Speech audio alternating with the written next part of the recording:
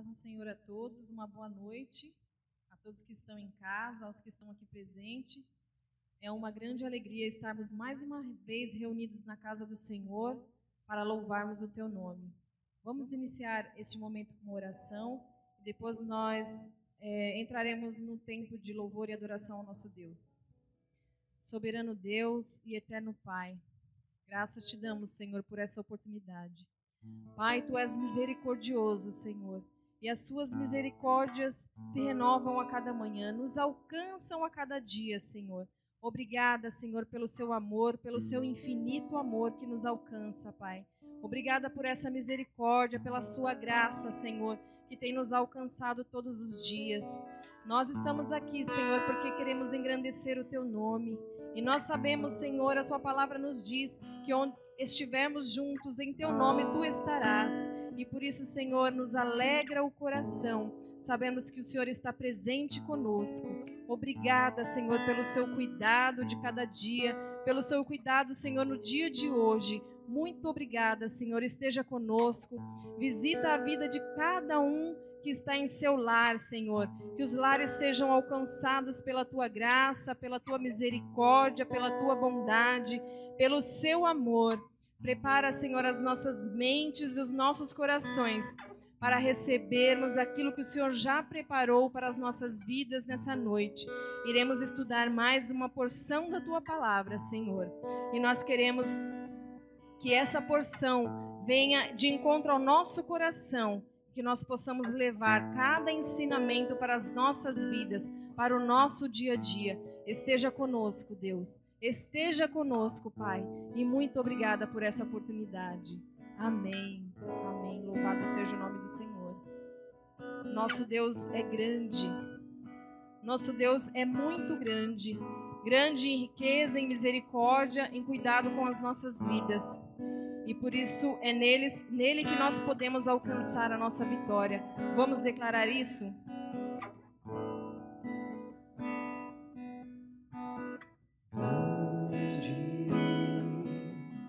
Grande é o Senhor, digno de louvor,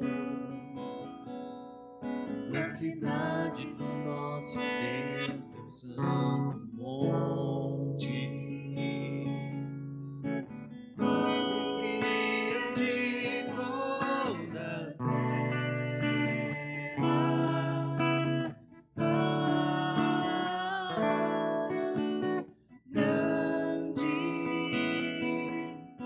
Senhor, em quem nós temos a vitória e que nos ajuda contra o inimigo.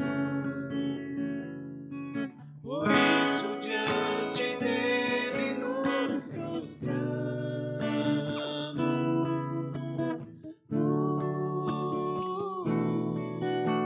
Queremos o teu nome engrandecer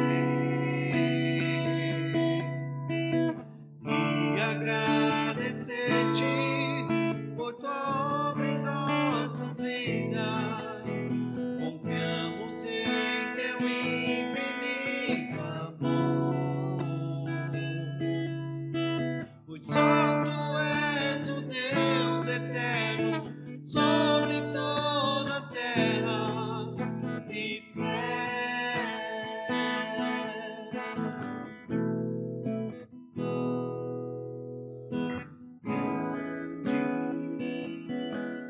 Grande é o Senhor e digno de louvor, na cidade do nosso Deus, seu santo monte. Alegria de toda a terra.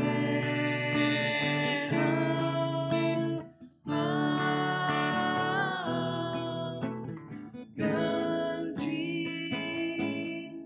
é o Senhor, em quem nós temos a vitória e que nos ajuda contra o inimigo. Por isso, diante dele nos prostramos.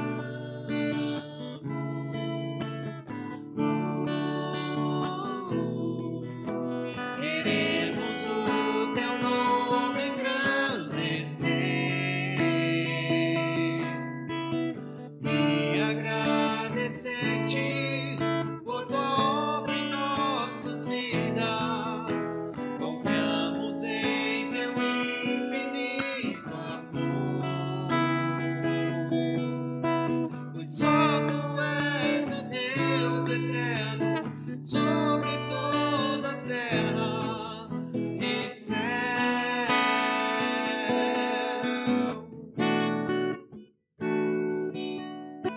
Queremos o teu nome engrandecer e agradecer-te por tua obra em nossas vidas. Confiamos em teu infinito amor, pois só tu és o Deus eterno sobre toda a terra, pois só tu és o Deus eterno sobre toda a terra, pois só tu és o Deus eterno sobre toda a terra e céu.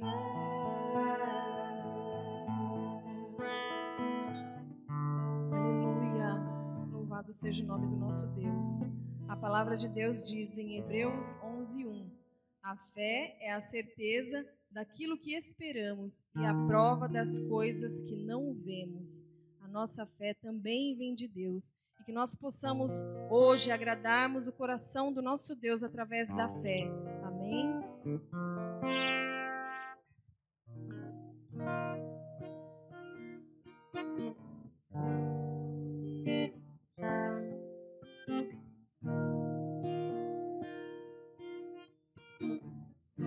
Só a fé nos leva a ver a solução. Quando tudo que se mostra é o impossível, só quem crê num Deus fiel saberá, não é em vão a espera do milagre. Se por acaso eu me cansar, ainda haverá forças pra clamar, paciência pra esperar, pois no tempo certo sei que Deus vai me alcançar e asas de águia me trará. E voarei mais alto que a adversidade e cantarei, valeu a pena esperar. O Deus que me renova é o Deus que está sentado no mais alto trono, sublime trono, esperando a hora certa pra me abençoar.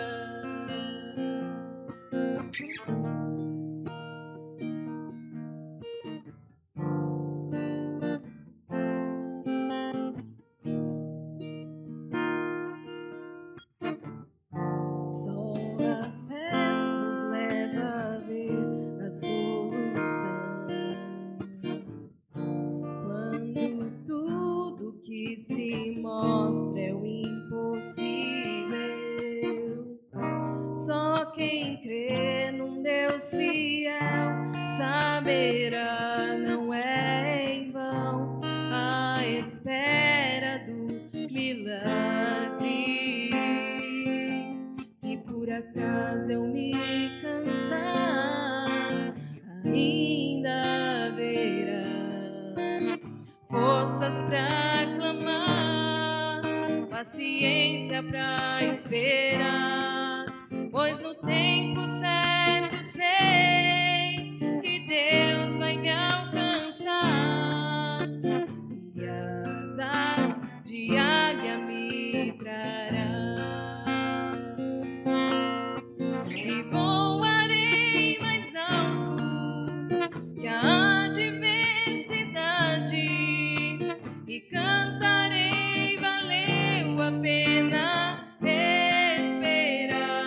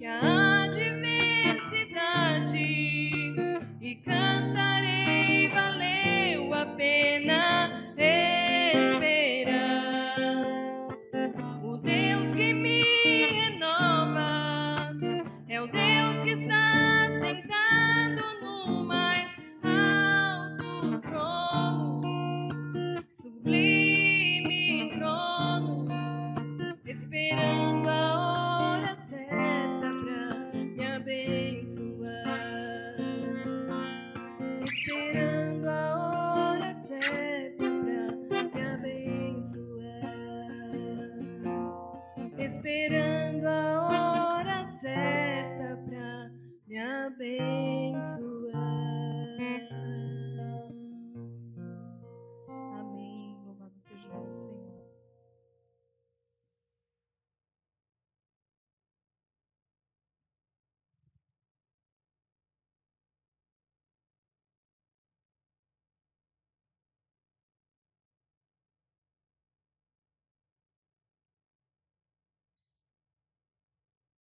Meus irmãos, boa noite, a paz do Senhor Jesus. Um prazer estar com vocês em mais uma terça-feira.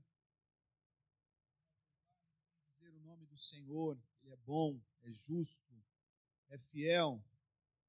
Já ouvimos aqui louvores, já louvamos ao Senhor com essas canções, e reconhece a grandeza do Senhor, a provisão do Senhor sobre nós. Nós vamos continuar o estudo da carta aos Romanos. E hoje nós vamos estudar o capítulo 3. Estamos prosseguindo nesse estudo. Tem sido muito especial passar esse tempo aprendendo a palavra do Senhor na carta aos Romanos.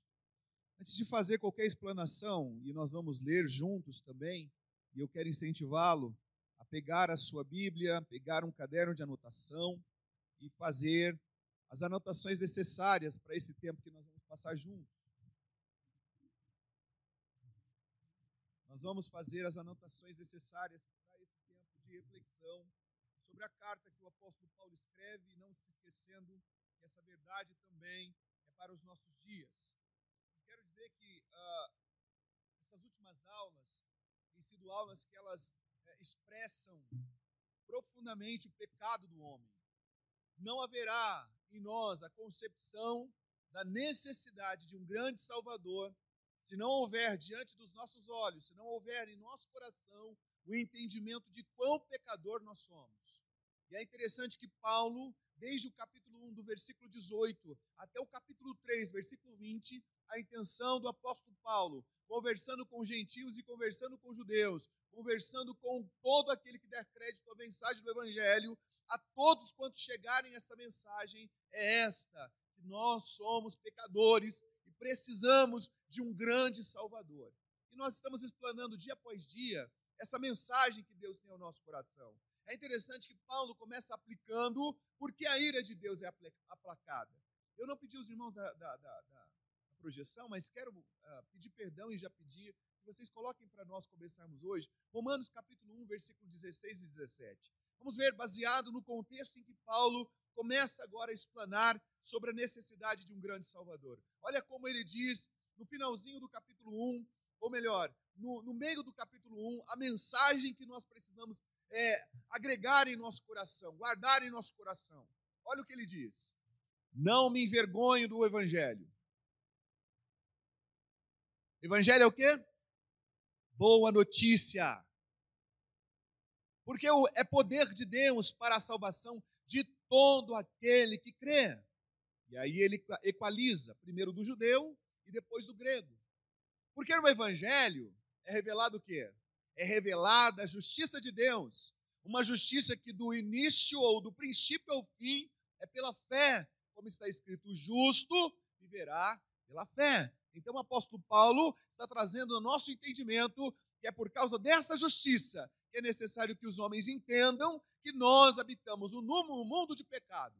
Ou tentando justificar o nosso pecado por causa dos prazeres, como gentios, ou tentando justificar a nossa superioridade através do moralismo, nós não praticamos alguns atos que os outros praticam e isso nos dá a sensação que nós somos melhores. Ou então, justificando o benefício de Deus, como é o caso do judeu, sendo eles um povo escolhido, sendo eles os detentores da lei, sendo eles o que praticam a circuncisão logo após o nascimento, que é a marca da aliança de Deus para com essa nação. Então, diante dessa explanação, nós chegamos agora no capítulo 3, no versículo 1, e vamos ler até o versículo de número 20, ok? Deixa eu fazer essa leitura primeiro para você ouvir. Preste atenção, eu vou ler na linguagem contemporânea. Olha o que diz, depois a gente vai voltar versículo a versículo na versão Almeida e revisada, tá bom? Ou na NVI, como o pessoal da mesa decidir. Diz assim: mas se é assim, nós estamos falando de lei e de circuncisão, mas se é assim, que diferença faz ser judeu ou não? Ser ensinado nos caminhos de Deus ou não? Na verdade, faz muita diferença, é a resposta. Mas não como muitos pensam. Para começar, lembrem-se de que os judeus foram incumbidos de escrever e transmitir a revelação de Deus às Escrituras Sagradas. E como fica a situação dos judeus que abandonaram a sua posição, dos que Deus não os abandonou? Deus não os abandonou. Você pensa que sua falta de fé cancela a fidelidade de Deus? De jeito nenhum. Contem com isso. Deus mantém sua palavra, ainda que o mundo inteiro minta descaradamente. As Escrituras dizem o mesmo. Suas palavras permanecem fiéis e verdadeiras. A rejeição não intimidará Deus. Mas se nossa maneira errada de agir apenas realça e confirma o caráter fiel de Deus, não deveríamos ser elogiados por isso? Se nossas palavras nem sequer deixam marca em suas boas palavras, Deus não cometeria um erro em nos pôr contra a parede e nos condenar pelo que dissemos? É uma pergunta natural, mas a resposta é não. Um não bem enfático. Como as coisas seriam corrigidas se Deus não agisse para corrigi-las? É maldade afirmar: se minhas mentiras servem para mostrar a verdade de Deus de maneira mais gloriosa, como posso ser condenado? Estou fazendo um favor para Deus. Alguns, na verdade, tentam pôr essas palavras em nossa boca, alegando que saímos por aí anunciando: quando mais mal fazemos, mais bem Deus faz. Então, continuemos assim? É pura calúnia. E eu estou certo de que vocês concordam conosco. Se é assim, onde isso nos levará? Será que nós, judeus, estamos em situação melhor que os outros? Na verdade, não. Basicamente, todos nós, judeus e não judeus, começamos em condições idênticas. Todos nós começamos como pecadores. As Escrituras não deixam dúvidas sobre isso. Não há ninguém vivendo como deve, nenhum sequer. Ninguém entende, ninguém presta atenção em Deus. Todos eles erraram o caminho, todos estão vagueando sem rumo. Ninguém está vivendo da maneira correta. E não creio que há quem o consiga. A garganta deles é um túmulo aberto e a língua escorregadia para enganar.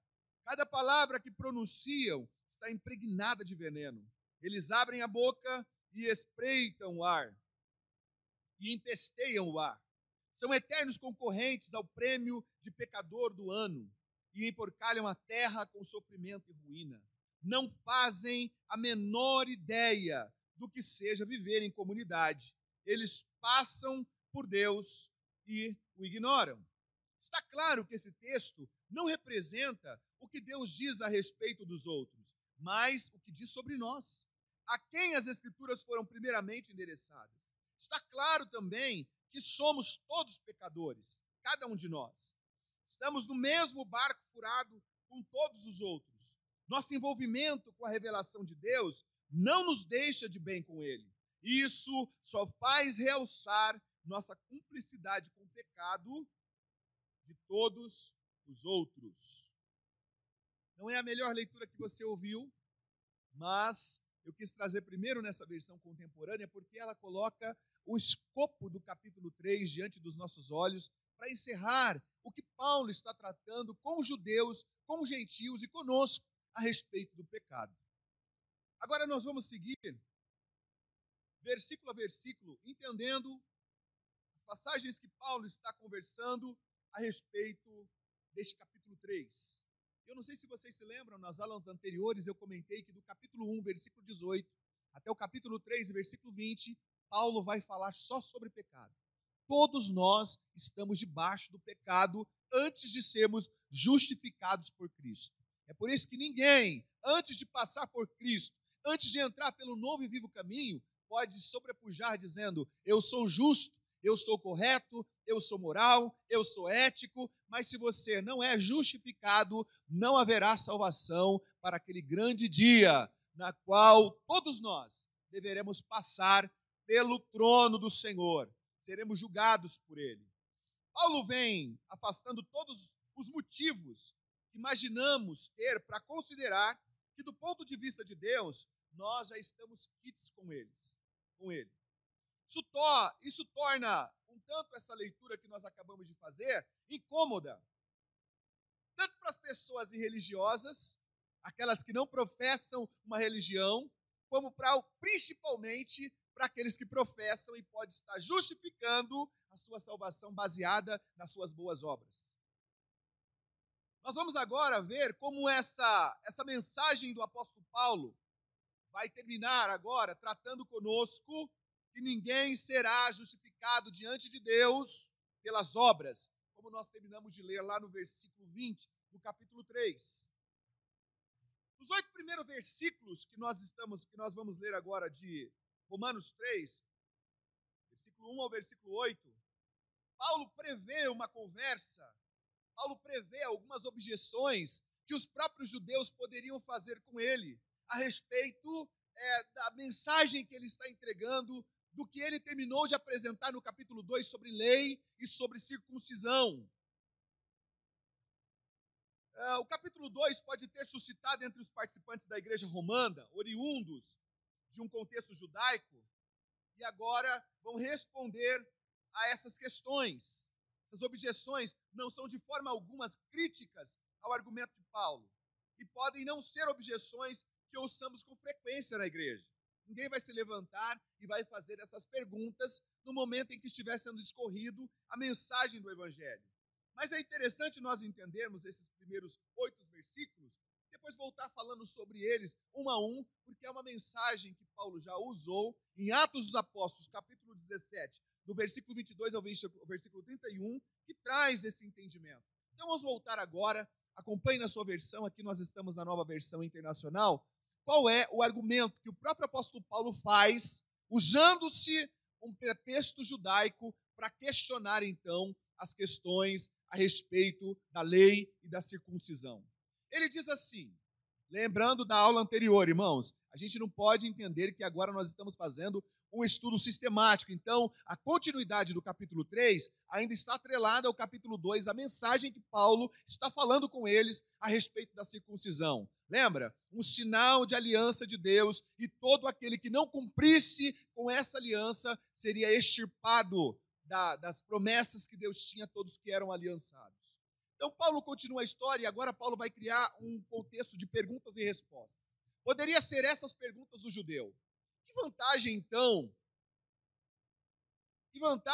há então em ser judeu? Ou que utilidade há na circuncisão? Paulo vai trazer a resposta e vai dizer assim, muita, em todos os sentidos, principalmente porque ao judeu foram confiadas as palavras de Deus.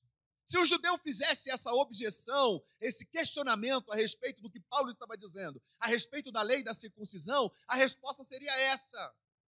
Então não há vantagem? Paulo diria, tem sim.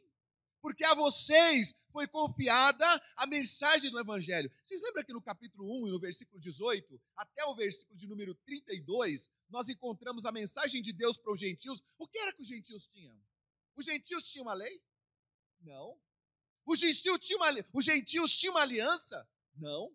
O que é que prevalecia sobre a vida dos gentios para eles não serem indesculpáveis? O que prevalecia era que os gentios tinham uma consciência. E o que é essa consciência? Os gentios, como todos aqueles que não conhecem a Deus intimamente, têm a consciência do que é certo e do que é errado. Mas aos judeus, eles estavam um passo à frente, porque Deus tinha dado a eles toda a receita do que eles deveriam fazer para que eles não errassem e não quebrassem a aliança de Deus com eles. Eles eram um povo escolhido por Deus. Lembra naquilo que eles se orgulhavam? Nós somos judeus, uma nação escolhida, um povo protegido, nós temos uma aliança, nós temos uma lei. Tudo isso era o sinal de Deus, através dos judeus, para o mundo, para os homens. Mas o problema é que eles não praticavam o que eles conheciam. Qualquer semelhança com a gente agora, nesse tempo que nós estamos vivendo, não é coincidência. Até porque essa mensagem é para confrontar a gente mesmo e dizer: nós não temos vantagens em relação àqueles que ainda não conhecem a Deus, se nós os vangloriarmos na nossa moralidade e nas nossas boas obras. Nós não temos vantagens. Então Paulo responde para eles dizendo: tem sim, tem validade ser judeus. Vocês foram escolhidos para ser luz entre as nações. E para nós, no tempo da graça, o Senhor ministrando Mateus, capítulo 5, 6 e 7, nós vamos encontrar dentro desse texto que todo cristão deveria sempre ler para entender como é que Deus enxerga o reino, como é que Deus quer o reino. Nós vamos encontrar ele dizendo que nós não podemos ser uma lamparina, nós não podemos ser uma candeia que é colocada debaixo do alqueire. Nós precisamos ser uma lamparina que é colocada no lugar onde traz claridade para o ambiente. Ele está dizendo para nós que nós não podemos ser um sal insípido. E qual é o valor do sal? O sal, principalmente nesse contexto onde a tecnologia não era avançada, o sal era utilizado para conservar os alimentos. Quando a Bíblia diz que nós somos comparados ao sal, está dizendo que nós precisamos conservar toda a mensagem, toda a boa notícia do Evangelho, para que esses valores levem outras pessoas a conhecerem a Deus, não somente pela leitura, mas pela prática, pela vivência, pela experiência do Evangelho. E é por isso que nós nos tornamos também desculpáveis. Porque se nós conhecemos o Evangelho, conhecer a Bíblia de ponta a ponta, de capa a capa, de Gênesis a Apocalipse, mas nós não praticarmos o Evangelho, outras pessoas não terão acesso ao reino, a palavra que transforma e insere o pecador no reino. Pense sobre isso. Paulo não refutou a pergunta, a suposta pergunta de um judeu. Que vantagem há em ser judeu? Ou que utilidade há na circuncisão? A vantagem em ser judeu porque você é o povo escolhido, e a vantagem na circuncisão porque ela é um sinal de aliança. É uma marca de Deus nos homens, no seu povo escolhido. Agora vamos nós entender o seguinte: essa marca serve a alguma coisa agora no corpo? Serve a gente marcar o nosso corpo agora para dizer: não estou marcando para Deus? De nada. Porque a verdadeira circuncisão agora ela precisa ser feita onde? Dentro. E é feita por mão de homens? Não. É feita por quem? Pelo Espírito Santo. Ele faz a marca dentro da gente agora, que nós somos um povo que pertence ao Senhor. Essa é a verdadeira marca. E todo cristão que agora tem a marca do lado de dentro, deixa eu te dizer uma coisa, Deus o aprova. E a partir deste momento, Deus o apresentará ao Pai e aos seus anjos. Deus o apresentará aos homens e às nações, como nós lemos na semana passada em Apocalipse capítulo 3 e versículo 12. Não se esqueça dessa verdade, igreja. Nós não podemos buscar elogios dos outros, nós não podemos buscar aplausos, nós não podemos seguir uma regra ou um padrão para que as outras pessoas se sintam inferiores ou para que as outras pessoas se afastem de Deus. Nós precisamos deixar o Espírito Santo do Senhor moldar o nosso coração de tal maneira que tudo que fizermos é para a glória dEle, é por Ele, é para Ele. Não podemos agir de outra forma. A segunda coisa que eles fazem é essa, olha. Segundo a suposta pergunta dos judeus, Paulo falando, seria essa. Versículo 3. Que importa se algum deles forem infiéis? A sua infidelidade anulará a fidelidade de Deus? Capciosa essa pergunta, não é? Que importa?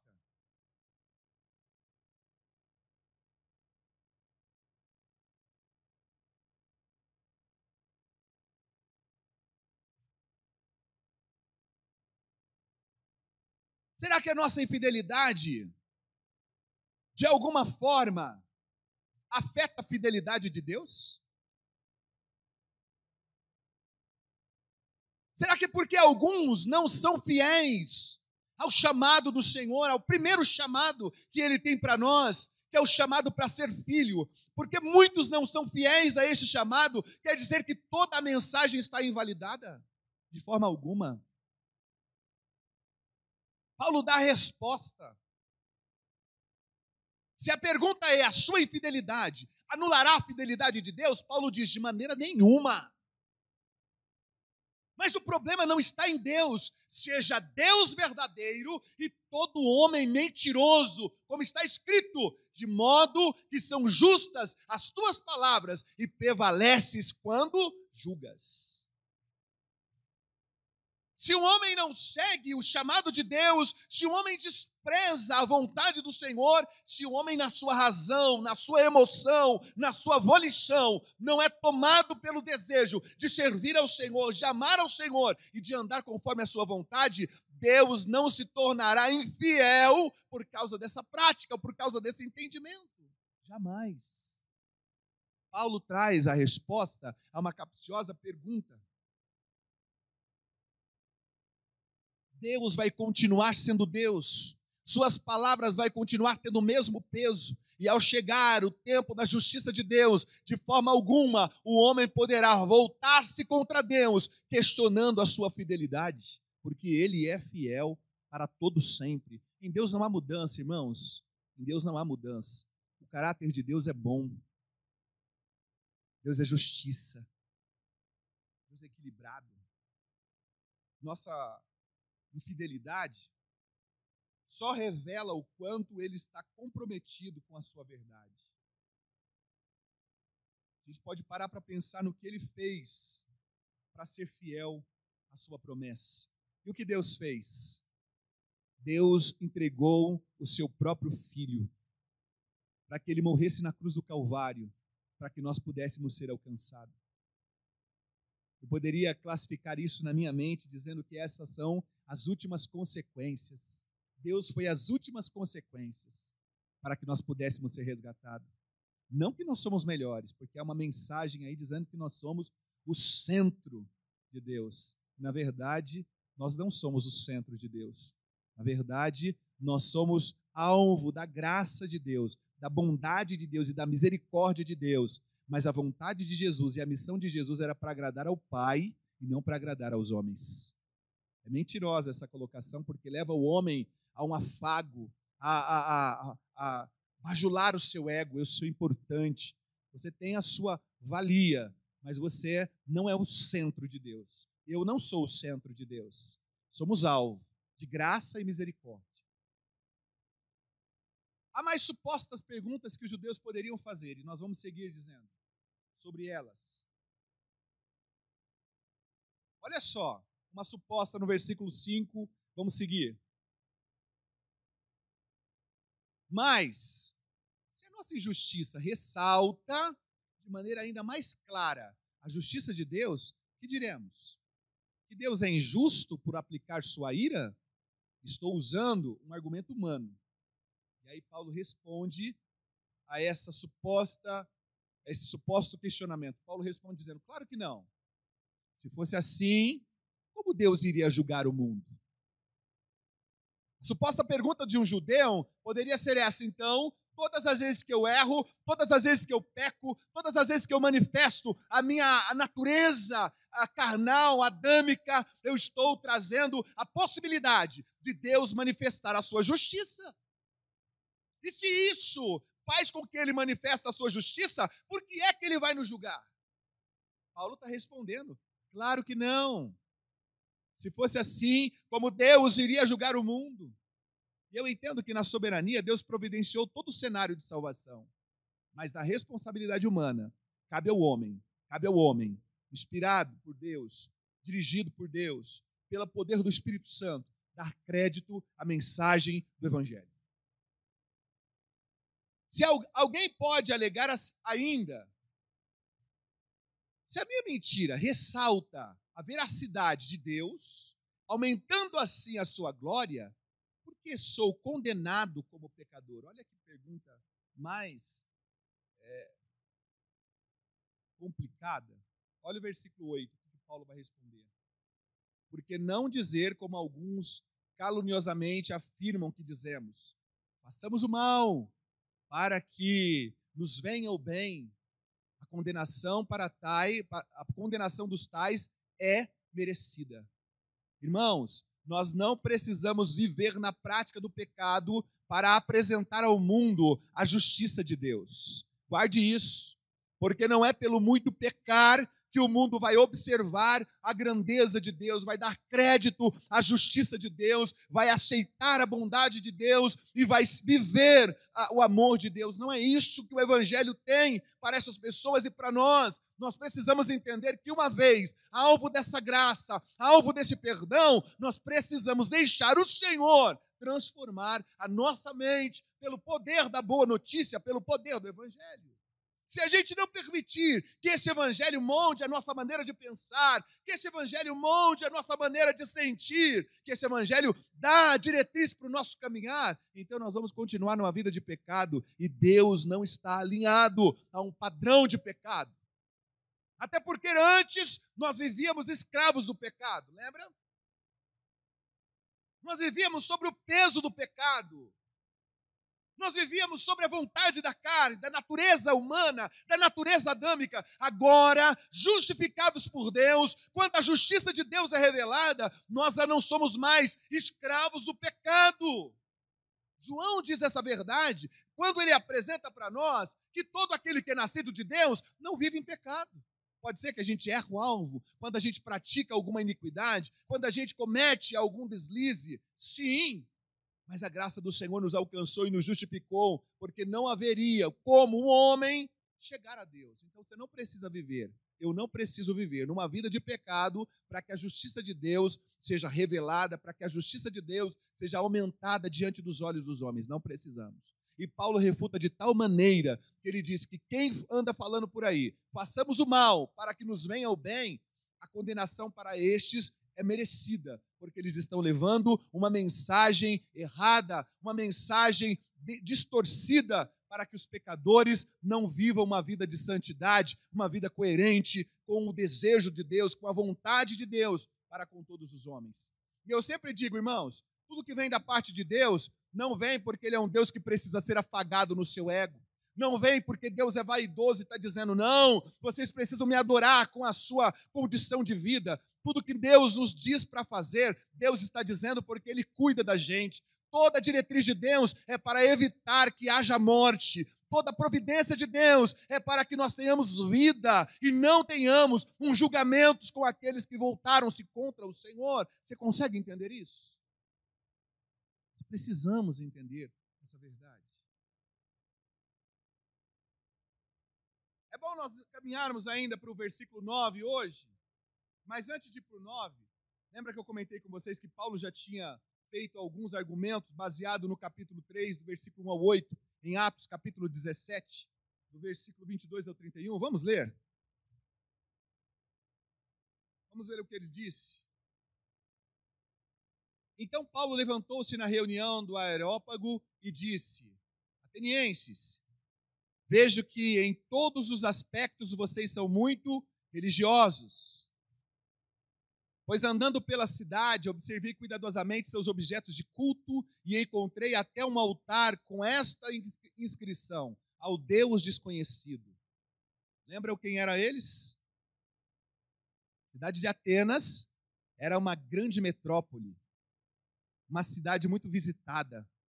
E foi ali que Paulo, caminhando para levar o reino, caminhando para falar das boas novas do Evangelho, entra e faz esse questionamento. Ora, o que vocês adoram, apesar de não conhecerem, eu lhes anuncio. O Deus que fez o mundo e tudo que nele há, e o Senhor do céu e da terra, e não habita em santuários feitos por mãos de homens ou por mãos humanas. Ele não é servido por mãos de homens, como se necessitasse de algo, porque Ele mesmo dá a todos a vida, o fôlego e as demais coisas. De uma só vez, de um só fez Ele todos os povos, para que povoassem toda a terra, tendo determinado os tempos anteriores, tempos anteriores estabelecidos e os lugares exatos em que deveriam habitar. Deus fez isso para que os homens o buscassem e talvez, tateando, pudesse encontrá-lo, embora não esteja longe de cada um de nós. Olha a mensagem que Paulo está trazendo a eles. Agora ele traz a filosofia para que o coração dos gregos voltasse a entender quem era Deus. Olha o que ele diz: pois nele vivemos, nos movemos e existimos. Como disseram alguns dos poetas de vocês, também somos descendência dele. Assim, visto que somos descendência de Deus, não devemos pensar que a divindade é semelhante a uma escultura de ouro, prata ou pedra, feita pela arte e a imaginação do homem. No passado, Deus não levou em conta essa ignorância, mas agora ordena que todos, em todos os lugares, façam o quê? Se arrependam. Pois estabeleceu um dia em que há de julgar o mundo com justiça, por meio do homem que designou, e deu provas disso a todos, ressuscitando-o entre os mortos. Paulo já fez um cenário deste de respostas a questionamentos, como nós acabamos de ler no Romanos, capítulo 3, do versículo 1 ao 8, assim como fez agora. Fez agora aos atenienses. É importante a gente entender essa mensagem para que a gente não perca o foco. Mas quando a gente entra no capítulo 3, do versículo 9, todos estão perdidos. E Paulo vai trazer agora o entendimento porque todos os homens estão perdidos. E olha, se você está nos assistindo, chegou esse momento e diz assim, já estou perdendo o entendimento, eu estou perdendo a concentração, pare de fazer o que você está fazendo agora. Continue concentrado nessa mensagem, porque essa mensagem revela quem nós somos. E ninguém vai amar a Deus sem primeiro conhecer a si mesmo e conhecer o Senhor que está nos dando essa graça. E conhecer esse Senhor que nos ama e nos dá, por sua bondade e misericórdia, o privilégio de conhecer o Filho na qual somos justificados. Então vamos continuar. Concentre-se nessa mensagem, peça ao Espírito Santo para ele ampliar o entendimento dessa verdade, para que nós voltemos ao Senhor em arrependimento, direcionados pelo Espírito Santo. Versículo 9, ele vai dizer o seguinte: que concluiremos então? Estamos em posição de vantagem? Não. Já demonstramos que tanto judeus quanto gentios estão debaixo do quê? Do pecado. E aqui não é apenas uma questão de nacionalidade, é o mundo inteiro, Abel. Todos estão debaixo do pecado. Todos.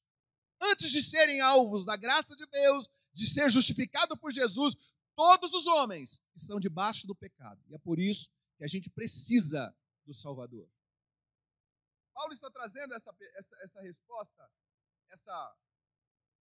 esse pensamento, essa colocação, para que todos entendam que não há benefícios por ser, primeiro, agraciado por ser escolhido, primeiro, agraciado por receber a lei, primeiro, ser agraciado por receber a aliança, ou então, apenas a consciência moral. Não, não, não. Todos estão debaixo do pecado.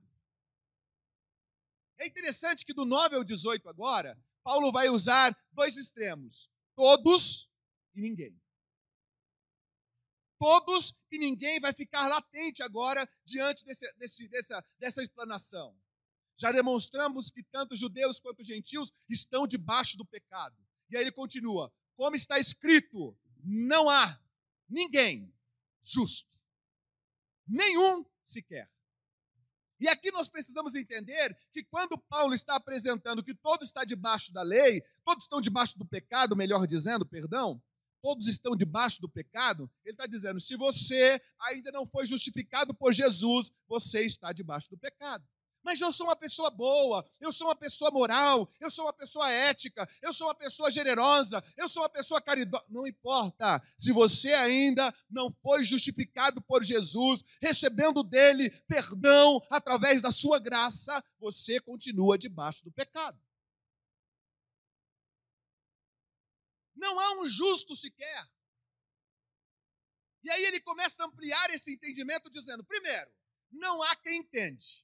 Não há quem entenda. Nós precisamos parar aqui para entender que o homem, na sua vil natureza, na sua descendência adâmica, ele é incapaz de entender quem é Deus. Ele é incapaz de entender a grandeza de Deus. Ele é incapaz de entender a moral de Deus, o amor de Deus, o perdão de Deus. Ele não consegue, sendo ele naturalmente carne, entender essa grandeza. Ele não consegue absorver a grandeza de Deus. Depois ele expande dizendo assim, ninguém que busque a Deus, assim como não há ninguém que entenda, ninguém que busque a Deus. Ele não está dizendo aqui que não há quem ore, não há quem jejue, não há quem... Ele está dizendo que não há quem busque a Deus para entender a origem. Se nós não fôssemos alvos da graça e da bondade de Deus, quando Ele envia o Espírito Santo sobre nós, para nos convencer do pecado, da justiça e do juízo, jamais nós nos voltaríamos para Ele. Se Ele não enviasse a boa notícia que há um Salvador, e que esse Salvador tem nome, é o Emanuel, Deus conosco, que esse Salvador pagou um alto preço, derramou o seu sangue, o sacrifício perfeito, para nos tornar nele perfeito, nós jamais o buscaríamos. Se ele não produzisse em nós o arrependimento genuíno, jamais seríamos transformados através do perdão e de ser tornado casa de Deus, morada de Deus, e ser inserido na família de Deus como filho, como co-herdeiro. Consegue entender? Nós não teríamos nenhuma condição de chegarmos a Deus por nós mesmos. Não tem, o homem não tem essa capacidade de dizer, eu vou escolher por Deus, se o Espírito Santo não comunicar essa graça ao seu coração. É por isso que Paulo diz assim, ei, pare de se gloriar, pare de se exaltar, quer seja nos seus prazeres, quer seja na sua moralidade, quer seja nos sinais que recebeu, porque foi escolhido por Deus como nação. Pare com isso, não busque a vanglória, porque não há um justo, porque não há ninguém que busque a Deus, não há ninguém que entenda. Ei, e essa mensagem faz a gente pensar o quanto Deus é bom, o quanto Ele nos ama, o quanto Ele tem interesse que nenhum homem se perca, o quanto Ele está às portas, o quanto Ele quer justificar, o quanto Ele quer santificar os homens, o quanto Ele quer levar os homens para a glória, para a morada eterna com Ele. Você consegue entender o amor deste Deus por nós? Não porque fomos perfeitos, mas porque Ele liberou uma palavra sobre nós. Não há ninguém que entenda, não há ninguém que busque a Deus. Depois ele continua dizendo, por quê? Todos se desviaram. Todos se desviaram. Em Adão, todos agora são alvo do pecado, estão dentro de um sistema de pecado e precisam da graça de Deus, porque a primeira coisa que o pecado faz é cegar os homens. E além do pecado, Paulo, apresentando aos Coríntios, diz assim, o Deus deste século cegou o entendimento dos homens. É por isso que o homem não tem condição alguma de se voltar a Deus. Primeiro, porque o pecado cega, e porque o príncipe deste tempo, o Deus deste século, cega o entendimento dos homens para que eles não entendam. A Bíblia diz, Paulo dizendo aos irmãos, Paulo dizendo a nós, diz assim, todos se desviaram e tornaram-se juntamente inúteis. Por quê? Porque toda a justiça que nós fazemos agora, ela tem uma motivação.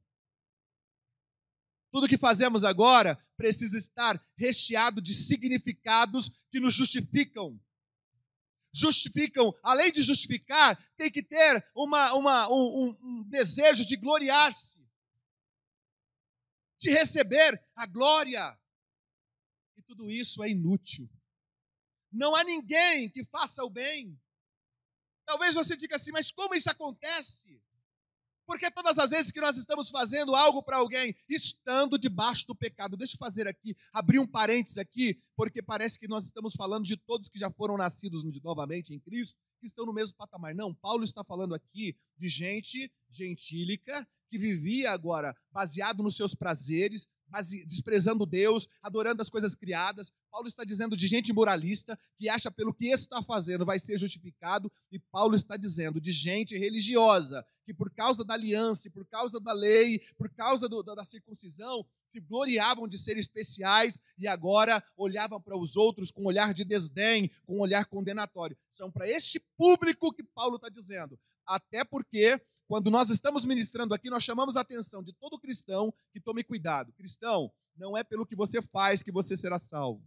Nós sempre dizemos isso. O cristão recebeu de Jesus a salvação, mas ele precisa desenvolver a salvação. E quando se fala desenvolver, nós estamos vivendo o que a palavra de Deus nos ensina. E quando nós estamos dentro da palavra de Deus, nós conseguimos agradar ao Senhor num padrão de santidade. Não é uma imposição cega, não é uma obediência cega, é devoção, porque Ele tanto nos amou que nós somos capazes de amá-lo e de vivê-lo conforme a sua vontade para o nosso bem. Lembra o que eu disse? Tudo que Deus escreveu para nós não é porque Ele é egoísta ou egocêntrico, é porque Ele nos ama e não quer nos perder.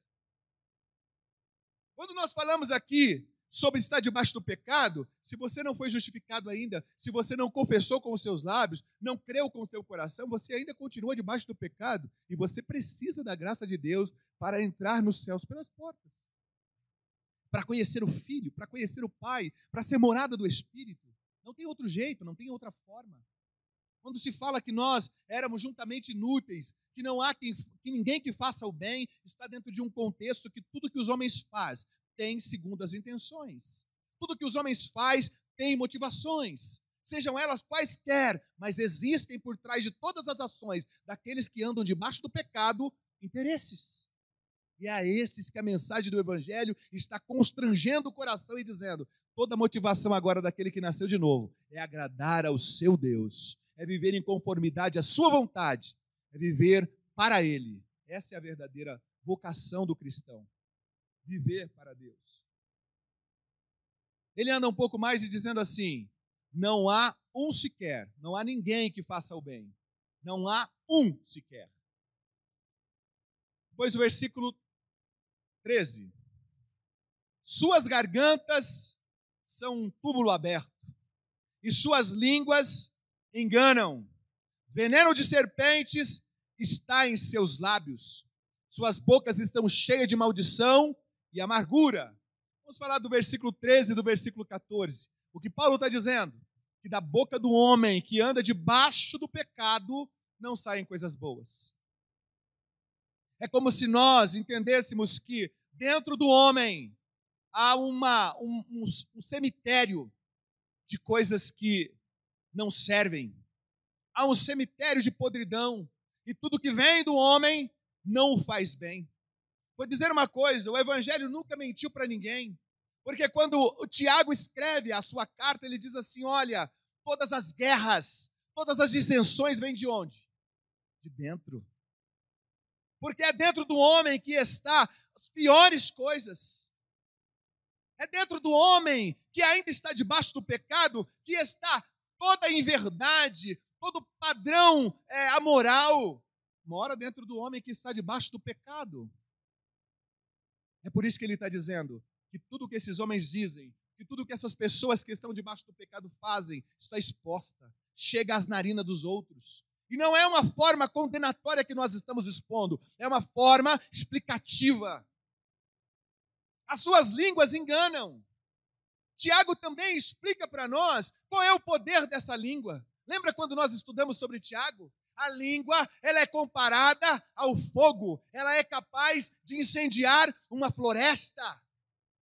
A língua é capaz de contaminar. E é por isso que ele apresenta aqueles que estão debaixo do pecado como alguém que tem a sua língua sobre o efeito ou debaixo das diretrizes do pecado.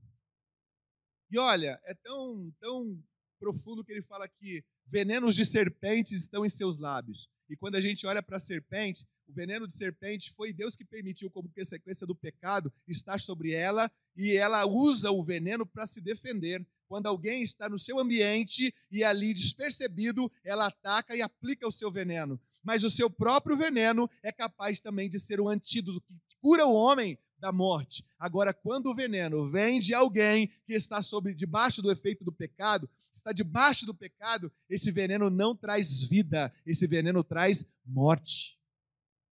Esse veneno, ele vai à alma do homem, ele apodrece a alma do outro e também o seu próprio corpo. Olha como é terrível.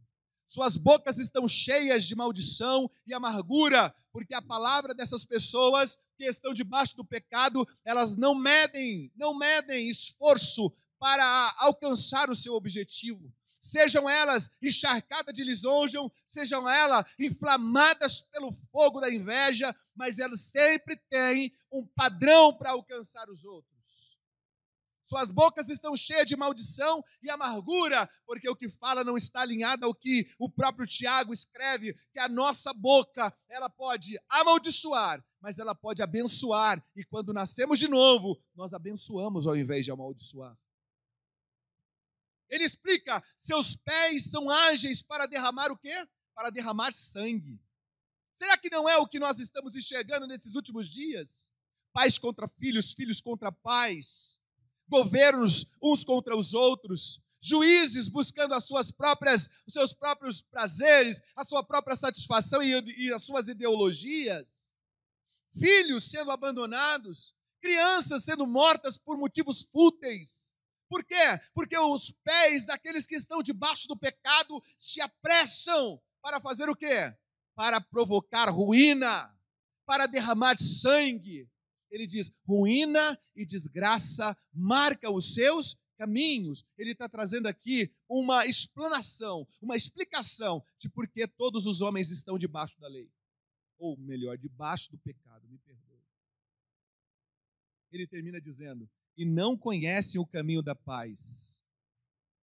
Tem como conhecer por si mesmo? Lembra que eu já expliquei aqui? Nenhum homem é capaz de conhecer a verdade, viver a verdade por si mesmo. Por mais que ele tenha consciência do que é certo e do que é errado, quando ele vive baseado no seu padrão da consciência, ele ainda não conhece a graça de Deus. Ele não conhece a graça que Cristo veio trazer aos homens. Por isso não conhece o caminho da paz, e aos seus olhos, eles pensam que é inútil temer ao Senhor. Ei, temer ao Senhor nos livra da precipitação. Temer ao Senhor amplia o nosso discernimento. Temer ao Senhor nos faz amá-lo mais. Temer ao Senhor é o princípio da sabedoria. E todo aquele que vive debaixo do pecado, ele acha que é inútil temer a Deus. É por isso que nós dizemos que quando o homem não foi justificado por Deus, ele ainda continua debaixo do pecado, sendo escravo de toda essa lista que Paulo está dizendo. Nós vamos terminar aqui no versículo 18. E eu queria te dizer o seguinte. Quero trazer aqui uma história para você. Uma história para nós. Não é porque você olha para esse cenário e diz assim, nossa, então eu sou meio pecador apenas, eu estou metade debaixo do pecado só. Porque eu não sou essa lista que Paulo está dizendo. É bom a gente examinar com muito cuidado. Porque quem vai trazer luz a essa mensagem que está sendo esclarecida, que está sendo ministrada, é o Espírito Santo. Ele vai fazer a gente entender com clareza e com profundidade essa verdade.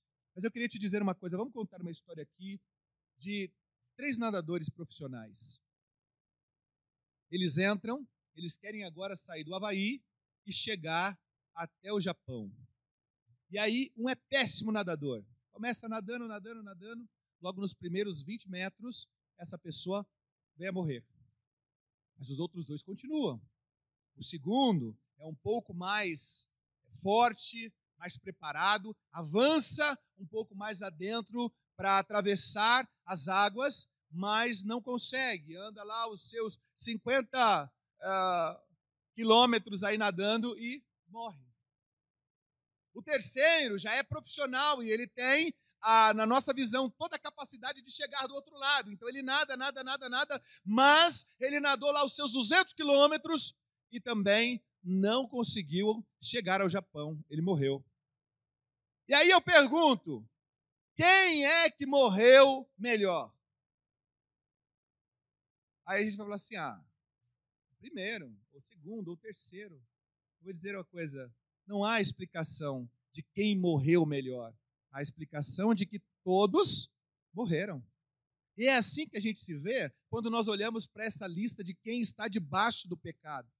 Talvez você não se julga parecido com aquele mais frágil, parecido com aquele que tem os seus pecados à mostra de toda a sociedade, mas você sabe que no fundo da alma existem ainda marcas profundas do pecado que só Jesus pode tirar o homem dessa escravidão. E quando eu falo do homem, eu falo de universalidade, não falo especificamente do gênero.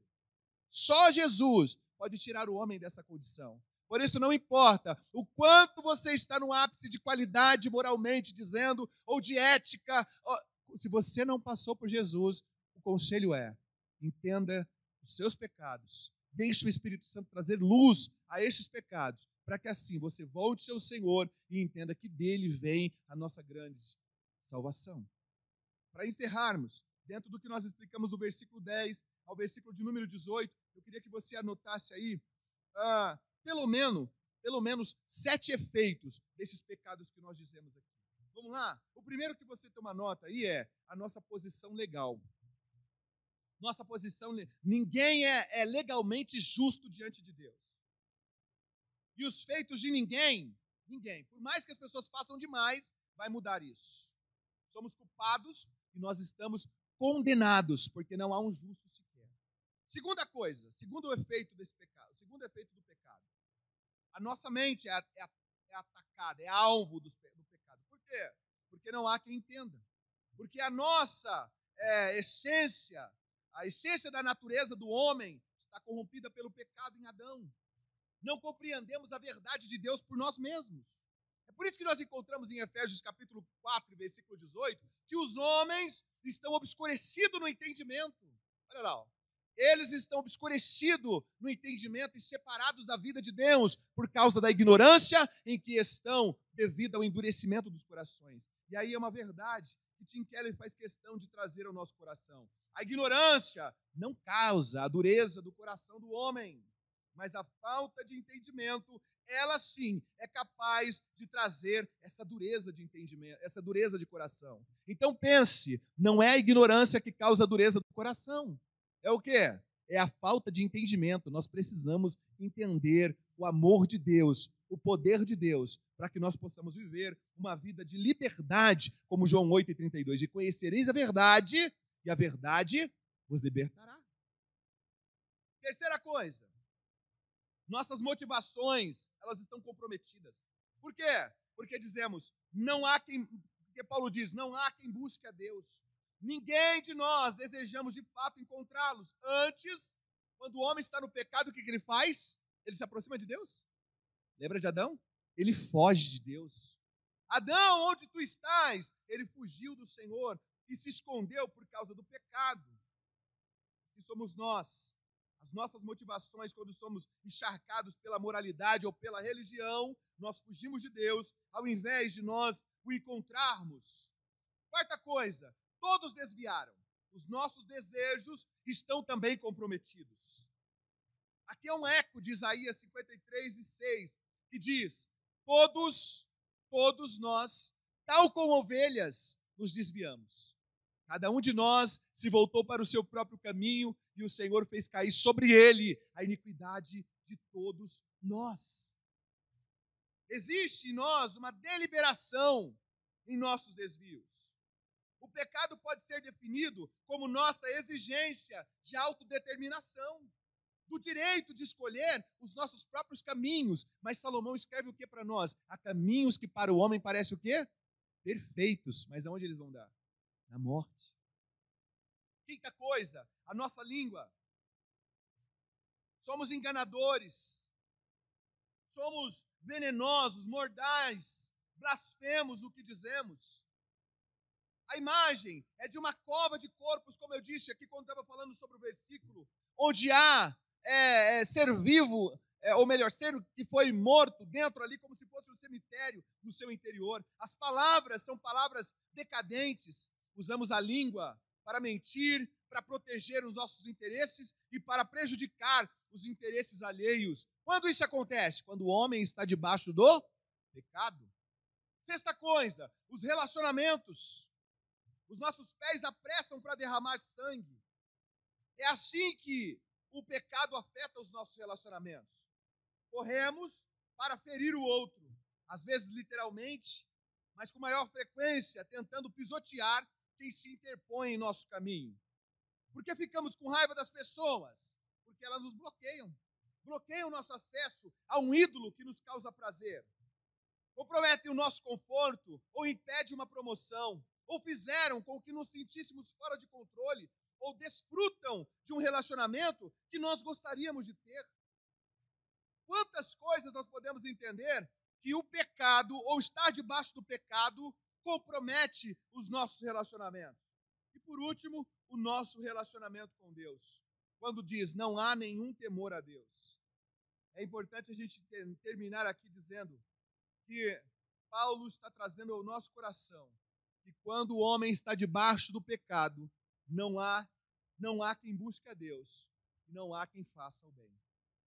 Principalmente, não há quem tema a Deus. Que nós possamos nos entregar ao Senhor com toda a verdade. Que possamos confiar na graça que Ele tem nos apresentado, porque ainda há uma aula para mostrar que todos nós precisamos do Evangelho. Há uma aula ainda para a gente concluir essa questão sobre pecado. Mas é importante a gente guardar no nosso coração que o Senhor também vai nos apresentar nessa mesma carta de Romanos, que há salvação para aqueles que reconhecem, através do poder do Espírito, através do próprio Cristo nos atraindo a Ele. Há para todos esses salvação, que é proposta por esse Deus tão bondoso, tão misericordioso. Que nós nessa noite possamos voltar-nos ao Senhor, de verdade, deixar o Espírito Santo levar o nosso coração ao verdadeiro arrependimento, e assim como deixá-lo levar também a uma verdadeira devoção.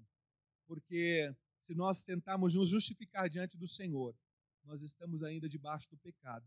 Não entendemos ainda a graça de Deus, a justiça de Deus revelada em Cristo. Vamos orar?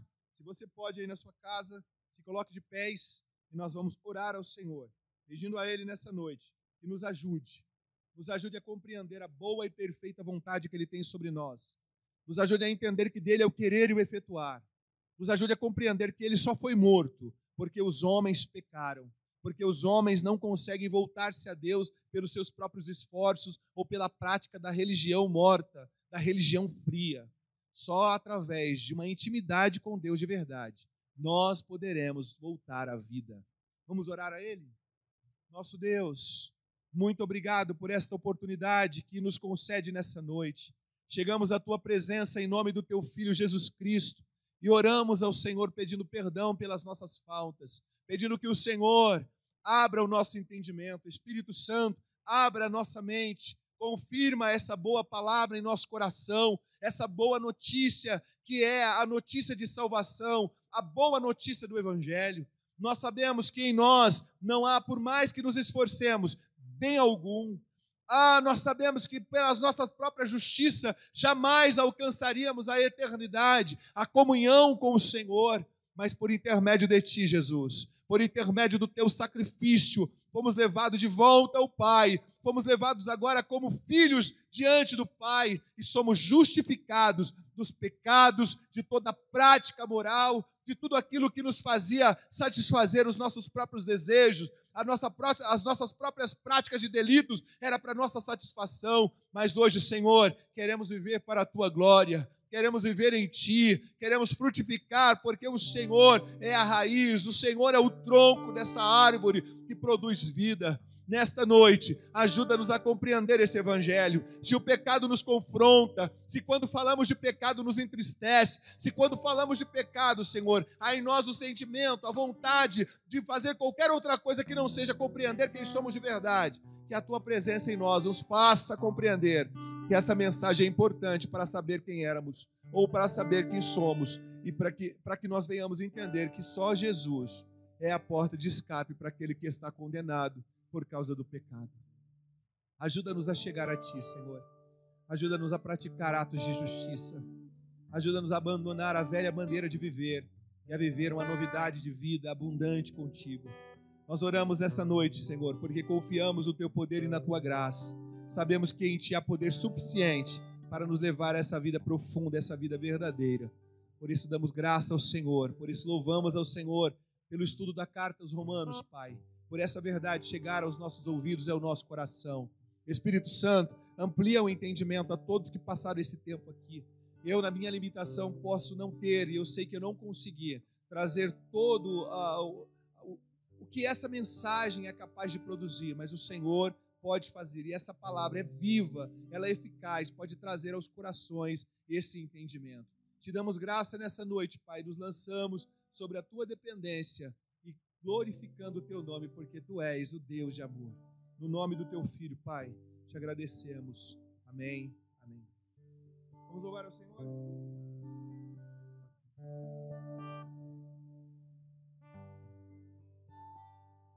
Vamos dizer o que Ele é. Aleluia. Soberano sobre a terra, sobre os céus, Tu és Senhor absoluto. Tudo que existe acontece, Tu sabes muito bem.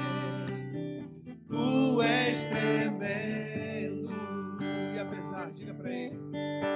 E apesar dessa glória que tens, Tu te importas comigo também. Esse amor tão grande eleva-me, amarra-me a Ti. Tu és tremendo. Tu és soberano sobre a terra, sobre os céus. Te adoramos, Jesus. Aleluia. Absoluto. Tudo que existe acontece, Tu sabes muito bem. Tu és tremendo.